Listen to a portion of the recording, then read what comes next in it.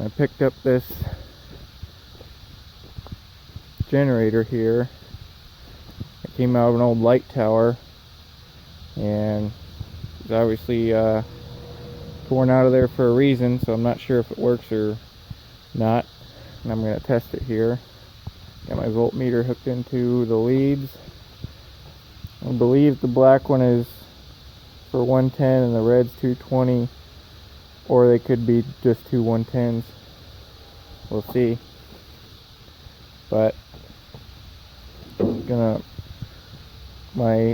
put my air impact up here.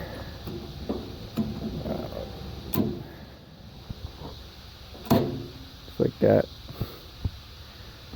And we're gonna see what we get.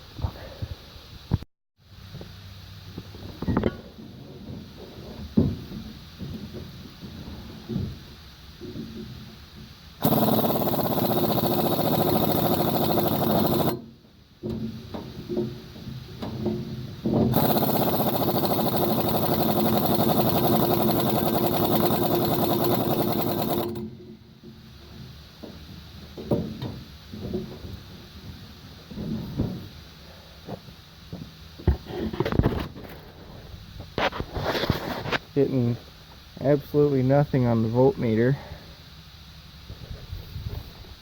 Impact is really not the tool for this. Can't really spin it fast enough, and it just wants to tighten that bolt in.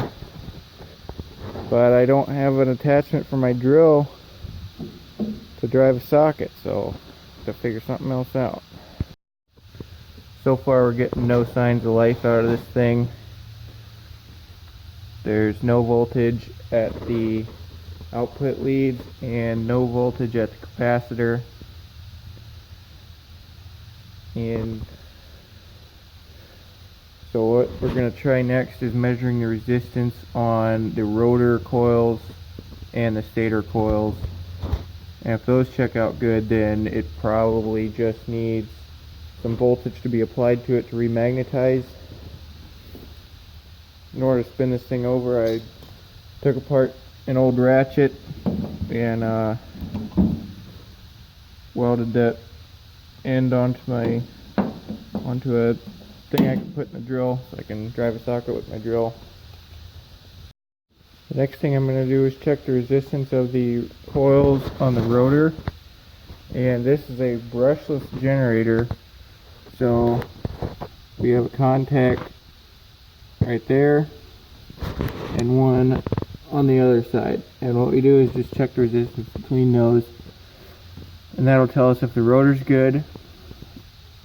And for the stator, we have these wires coming out. All of these go to the stator here, so we just check resistance across those, and I already know that those are good because they're connected directly to the output leads, and I have my voltmeter on there already. So I'm just gonna check the rotor now.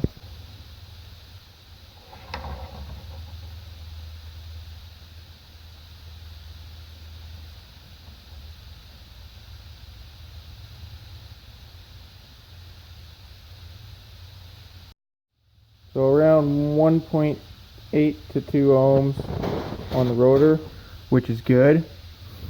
I already know that the stator's good. So next I'm just going to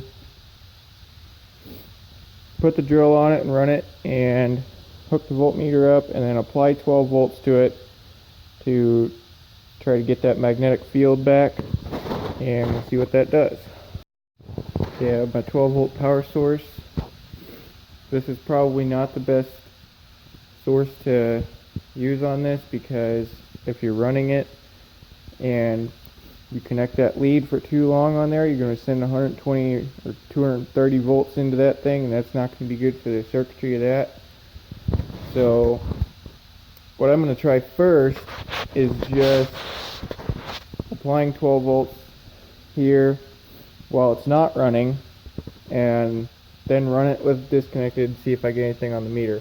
I doubt that's going to work, but we're going to give that a try. If that doesn't work, then I'm going to hold the drill with one hand and just tap that real fast with the 12 volts and see what we get on the meter. So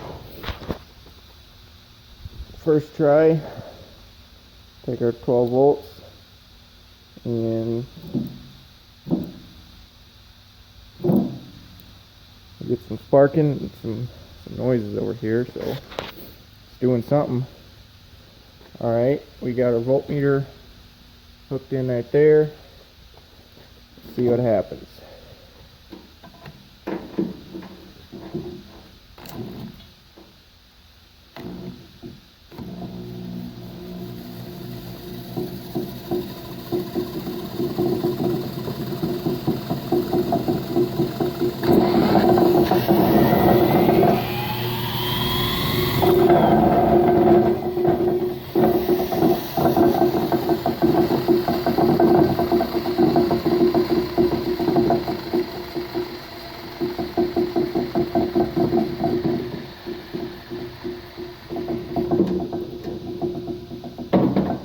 Not getting anything. Alright, so we're gonna have to go to plan B and touch those together while it's running.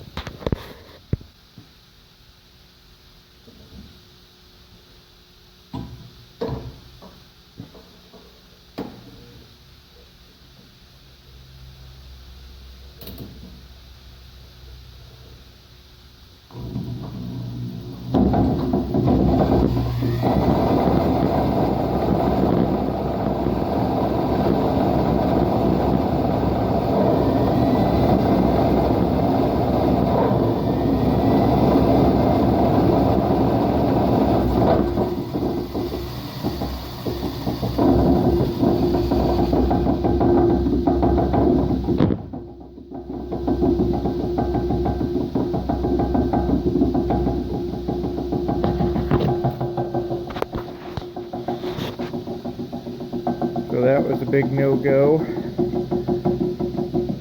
No voltage on that at all.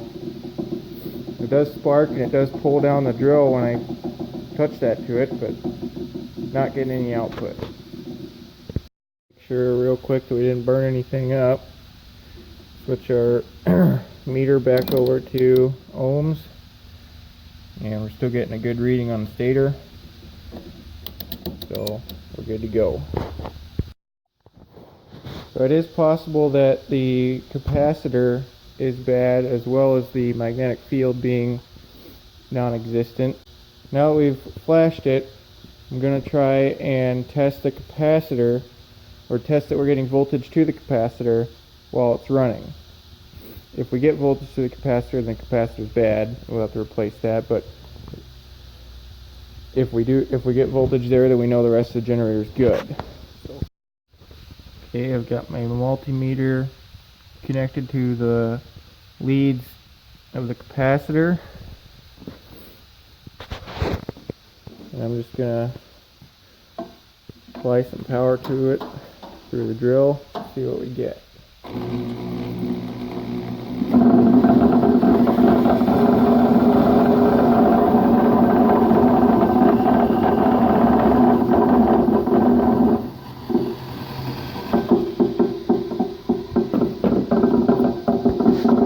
Okay, so we got 4 volts at the capacitor. That means the generator's good and the capacitor's bad.